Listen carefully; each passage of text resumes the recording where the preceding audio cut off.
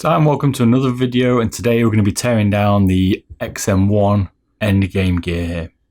Now, if you're not familiar with these, we use some tools to take them down. We've got a hairdryer as well to take the feet off. We've got a caliper here to measure the thickness of the feet, as well as the PCB that a lot of you have asked for me to do now, so we're doing that in this video. I've got some scales here that go up to about 5 kilos, so in 1 gram increments. And we've got some scales here that go up to 50 grams, and they give us a much closer reading, around 4 decimal places. So you're not familiar with other videos, we also do weight reduction videos. There's a place on my website, beardedbob.com, where you can vote for what your next video is that you want me to do, and I'll try and prioritize that in the videos that I'm doing. At the moment, the G502 weight reduction video is winning, closely followed by this XM1 weight reduction video. I'm going to be doing the G502 weight reduction probably early next week, it'll come out. And I'm doing the light speed and the wired version. If you haven't already and you want to see my G Pro wireless weight reduction or my 305 weight reduction, I'll put some links in the description. But let's get on and tear down this XM1.